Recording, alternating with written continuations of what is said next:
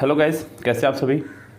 So guys, cloze test की video number यानी कि प्रैक्टिस वीडियो 8 एमबी बुक से सेट नंबर 3 2019 का जो लेटेस्ट बुक है आपकी, उससे इसमें आए हुए क्लोज टेस्ट की बात करते हैं गाइस हम आज, और क्या कह रहा है उसको देखते हैं। अभी तक मैं इसकी 2 वीडियोस अपलोड कर चुका हूं ऑलरेडी, जैसे कि आपको पता है प्रैक्टिस सेट वीडियो 6 और 7। ये आज की वीडियो प्रैक्टिस सेट वीडियो 8 है आपकी। सो पूरी वीडियो देखिएगा, खूब मज़ा आएगा। अगर कोशिश हुई तो आज मैं इस वीडियो में 2 क्लोज टेस्ट भी करवा सकता हूँ आपको। ओके गाइस, तो लगे रहिएगा तैयारी में अपनी और जुटे रहिएगा मेहनत में। आपके क्लोज टेस्ट की समस्या मैंने सोल्व कर दी है। बहुत दिन से आपकी डिमांड थी कि सर क्लोज टेस्ट शुरू करवा दीजिए आप, तो ये मैंने आपको करवानी शुरू कर दी है। करिएगा इनको फटाफट से बैठ करके अब और आगे बढ़िएगा। चलिए गाइस, शुरू करते हैं क्लोज टेस्ट। आज का क्लोज टेस्ट क्या कह रहा है उसको देखते हैं। सो गाइस, ये रहा क्लोज टेस्ट 7 से 11 तक, यानी कि 7, 8, 9, 10, 11 5 क्वेश्चन आपके सामने होंगे। कह रहा है कि watermelon is thought to have originated in Africa's Kalahari desert, यानी कि ऐसा माना जाता है कि वाटरमेलन जो है अफ्रीका के कलहारी डेजर्ट से आया है। बिलीव इट डैश नॉट, यानी कि इस पर आप यकीन करें या ना करें, ये कहना चाह रहा है। The first recorded watermelon harvest dash nearly 5,000 years ago in Egypt and is dash in Egyptian hieroglyphs on the walls of their dash buildings। तो यानी कि जो पहला रिकॉर्डेड यानी कि वाटरमेलन की फसल पाई गई थी वो थी भैया आपके आज से 5,000 साल पहले इजिप्ट में, ये कहना चाह रहा है। चलिए, This fruit was often placed dash the burial tombs of kings to provide nourishment in the afterlife, यानी कि इस फ्रूट का इस्तेमाल किया जाता था लोगों की कब्र के ऊपर भी, जिससे कि उसको मरने के बाद भी जो है राहत मिल सके, इसलिए। अब गाइस, यहाँ पर बहुत ही टुच्चा सा ये आपको क्लोज टेस्ट दिया गया है, मतलब बहुत साधारण सा। हालांकि ये सीजीएल का प्री लेवल का पेपर है बच्चों।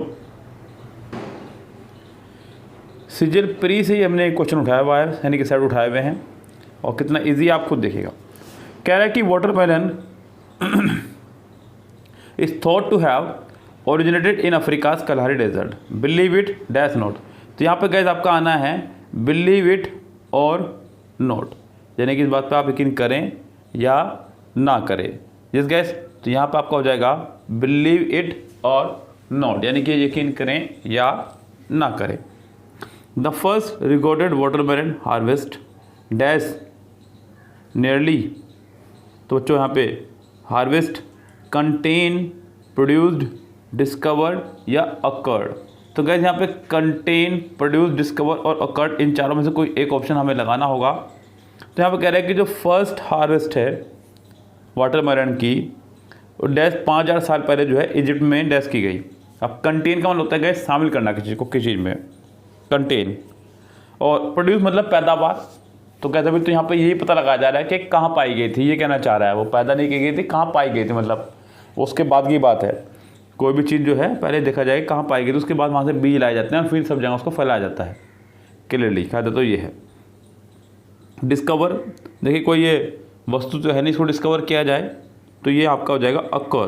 क्या हो जाएगा आपका ये अकर। तो गैस यहाँ पे the first recorded watermelon harvest occurred nearly 5,000 years ago in Egypt, तो 5,000 साल पहले ये इजिप्ट में पाई गई थी। And is dash in Egyptian hieroglyphics, तो गाइस यहाँ पे देखते हैं एंड इज डैश। अब ऑप्शन हमारे पास में depicted, deliver, distributed and directed. अब गाइस यहाँ पे अलग अलग सबके मीनिंग है, और मैं आपको सबके मीनिंग बता दूँ पहले, तब जाकर के मैं शुरू करता हूँ अपनी कहानी को। जैसे कि पहला वर्ड है यहाँ पे, उसने कहा है डिपिक्ट। क्या गाइस यहाँ पे डिपिक्ट, डिपिक्ट का मतलब होता है किसी का चित्र बनाना। क्या बनाना? किसी चीज़ का चित्र बनाना, चित्रित करना किसी चीज़ को, यानी कि चित्र के माध्यम से आपको समझाना कि हाँ यही बात है। तो गाइस यहाँ पे and is dash in Egyptian hieroglyphics. तो गाइस यहाँ पर क्यों मुझे पहला ही ऑप्शन लग रहा है करेक्ट कि ये सही हो सकता है, क्योंकि यहाँ पर उसने एक शब्द का इस्तेमाल किया है, ये आप देख रहे होंगे। तो ये एक बड़ा ही नया और यूनिक सा मीनिंग था, इसी के ऊपर ही सारा का सारा क्वेश्चन आपका डिपेंड था।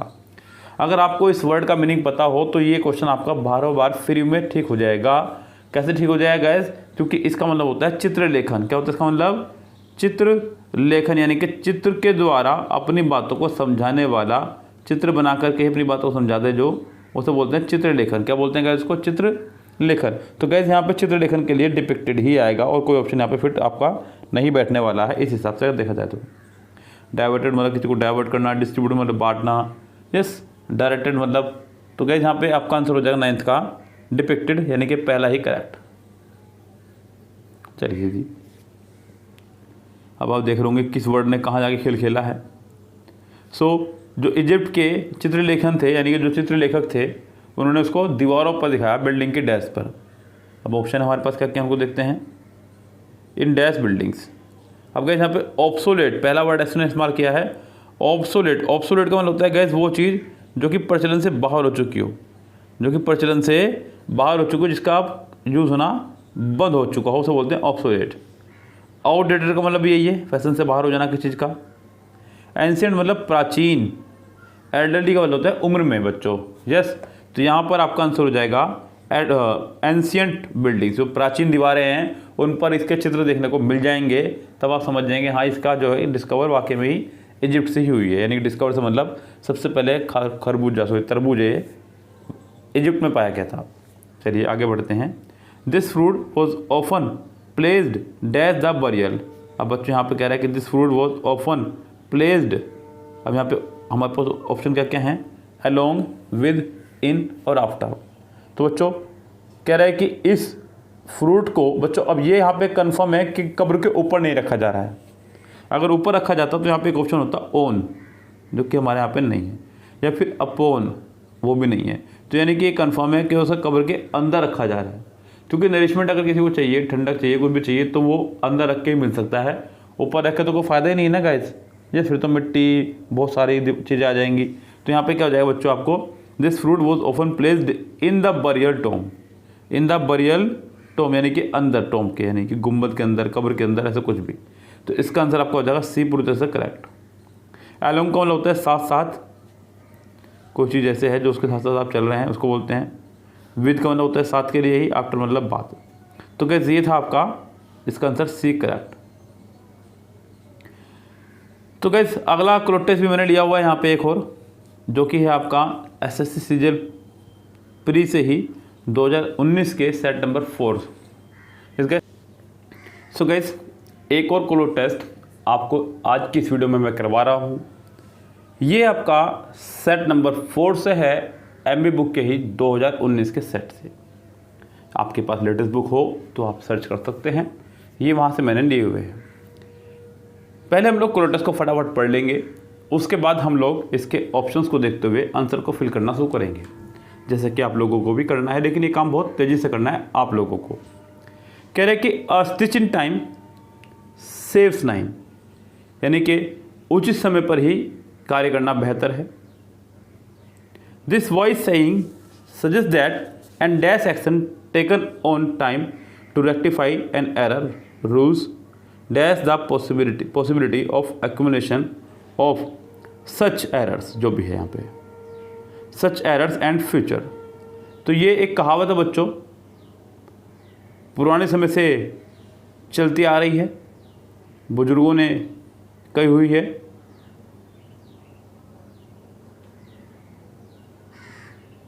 A stitch in time saves time. A stitch in time saves time. This was saying suggests that and dash action taken on time to rectify dash. To rectify का मतलब होता है बच्चों सही रास्ते पर ले जाना, बेहतर बनाना।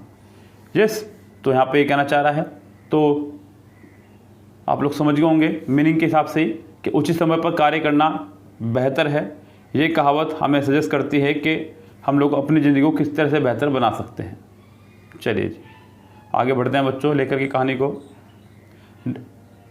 N error rules dash the possibility of accumulation of such errors and failure future dash wisdom therefore lies in correcting the errors as soon as it is dash there is no point in allowing the dash to grow and then take hasty action to set things right. चलिए guess हम लोग चलते हैं options की तरफ, क्या कहना चाह रहा है ऑप्शन में, और फिर हम लोग कहानी को शुरू करते हैं अपनी आज की। कह रहा है कि stitch in time saves time, ये बात हम लोग पहले कर चुके हैं, कार्य जो है उचित समय पर करना चाहिए। This wise saying suggest that and dash action, एक डैश एक्शन। अब बच्चों यहाँ पे आपको लगाना है एक प्रॉपर एडजेक्टिव या नाउन, सुपरफिशियल, अपोजिट, अप्रोप्रिएट या रोंग। सुपरफिशियल का मतलब होता है गाइस ऊपरी तौर पर, यानी कि बिल्कुल जस्ट छिछला हुआ किसी चीज़ का। अपोजिट मतलब जस्ट विपरीत। अप्रोप्रिएट मतलब होता है उचित, और रोंग मतलब गलत। This wise saying suggest that, ये जो वाइज सेइंग है हमें सुझाव देती है कि एन डैश एक्शन, यानी कि एक उचित समय पर लिया गया एक्शन, ये कहना चाह रहा है an appropriate action taken on time to rectify, यानी कि वो हमारे इसको रेक्टिफाई करता है, यानी कि बेहतर बना रहा है। An error rules dash the possibility of accumulation. 8 number पर rule out, rule for, rule in, ये अलग अलग शब्दों के साथ में आपको फ्रेजल वर्ब दी गई है। यस गाइस, अब जैसे कि पहला वर्ड ये हमारा रूल आउट। रूल आउट मतलब किसी चीज़ की संभावना को बिल्कुल समाप्त कर देना, किसी चीज़ की संभावना को बिल्कुल समाप्त कर देना। अगला जो ऑप्शन हमारे पास में है वह rule in. Yes guys, rule in मतलब किसी चीज़ का रूल को और बेहतर कर देना। चलिए आगे बढ़ते हैं गाइस। रूल फॉर यानी कि किसी बात के लिए रूल होना। रूल फॉर आपका किसी काम को करने के लिए, कोई टारगेट के लिए आपका रूल है उसके लिए। और रूल एट इसका कोई मीनिंग नहीं है गाइस। तो यहाँ पर आपका हो जाएगा रूल आउट, संभावना समाप्त कर देना। This wise saying suggest that an appropriate action taken on time to rectify an error rules out. तो उसको जो है संभावना को बिल्कुल ख़त्म कर देता है कि कोई गलती आपसे होगी। The possibility of accumulation of such errors and future dash, and future dash, future damages, future facilities, future advantages और फ्यूचर क्वालिटीज़। तो गैस इस तरह की जब एरर की जो संभावनाएं ख़त्म हो जाएंगी तो फ्यूचर भी आपका जो है बर्बाद होने से बच जाएगा। तो फ्यूचर डैमेज ख़त्म यहाँ पे होता है। अगली लाइन शुरू होती है आपकी नहीं यहाँ से, wisdom therefore lies in correcting the errors as soon as it is dash, as soon as it is dash. अब गैस यहाँ पे ऑप्शन है इन्वेंटेड, बच्चों इन्वेंट किसी चीज़ को नया कोई चीज़ इन्वेंट करना। प्रपोज्ड, तो गैस प्रपोज का मतलब होता है एक तरह का सुझाव ही। गैस प्रपोज्ड मतलब एक तरह का सुझाव किसी चीज़ के लिए, तो ये भी इसका आंसर होने से रहा प्रस्ताव एक तरह का। मैनेज भी नहीं होगा तो यहाँ पे हो जाएगा discovered, as soon as it is discovered. There is no point in allowing the dash to grow and take history. There is no point in allowing the dash, in allowing the malady. यहाँ पे बच्चों ध्यान देना, वर्डों के खेल है सारा यहाँ पे ध्यान देना। जैसे कि पहला वर्ड उसने दिया मालाडी और अगला भी मेलेडी, तो दोनों के दोनों वर्ड के स्पेलिंग में थोड़ा सा डिफरेंस है और प्रोनाउंसिएशन लगभग सेम है। पहले मैं आपको इन दोनों के मीनिंग बता दूँ फिर चलते हैं आगे। जैसे कि पहला वर्ड है मेलेडी, MALADY, इसका मतलब होता है रोग या कोई बीमारी। इस गैस क्या होता है इसका मतलब, रोग या बीमारी। अगला जो वर्ड है वो है मेलोडी, आपने शायद ही सुना होगा गाना वानों के तरफ पे, इसको आप मीनिंग कई बार आपने देखा भी हो शायद। संगीत से संबंधित, मधुर गीत से संबंधित शब्दों के लिए लगाया जाता है आपका मेलोडी। इस गैस पैरोडी मतलब होता है नकल और रेमेडी मतलब होता है एक तरह की दवाई या इलाज।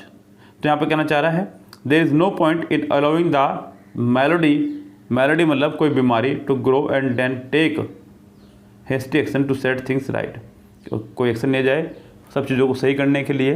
तो यहाँ पे आपका आंसर हो जाएगा ए, पूरी तरह से करेक्ट। ठीक है गाइस, तो ये आज की वीडियो में मैंने आपको 2 क्लोज टेस्ट कराए हैं, यानी कि अगर देखा जाए तो 10 मार्क्स के ही क्लोज टेस्ट करवा दिए हैं, जैसे कि आपकी डिमांड भी थी और मैंने कहा था कि जैसे ही मेरे पास समय होगा तो मैं 10 मार्क्स का भी करवाऊंगा। तो फिलहाल गाइस आज की इस वीडियो में इतना ही, लेते हैं आपसे विदा। Goodbye, have a nice day.